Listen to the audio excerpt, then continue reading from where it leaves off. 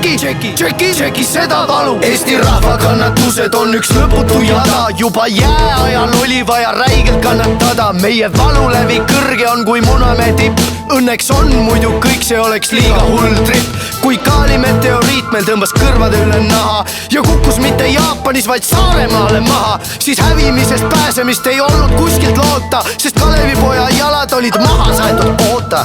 Aastasadu rüüstasid meid mitmed seltmed rahvad, sakslased, venelased, taallased, poolakad, rootslased, latgalid, semgalid, vahvad.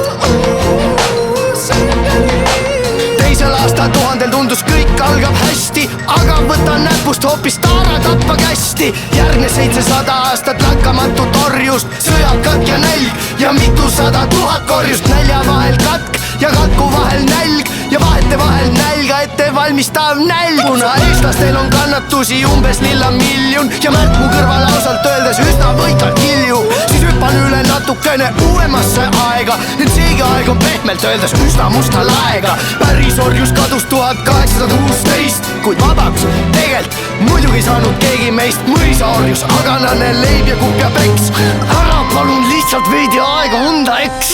Kannatada rohkem küll ei jaksa meile näis, kuid eestlastesse mahub kannatusi mere täis. Ka 20. sajand tõi meil kamaluga õudu, tihedasti sõdu võõrast võimu toorest jõudu. Siberisse reis ja luka ja vaikne viha, sekka defitsiit ja kangi jenki nätsu iha. Jõudsemegi tänapäeva peale tuleb nutt kui nutuga on rutt, sest laenud, liisingud ja Kreeka võlg on ilgelt suured. Ka Meeno suvaril vist ikka pole Eesti juured, päikest meil ei ole või kui on, siis ta ei sära.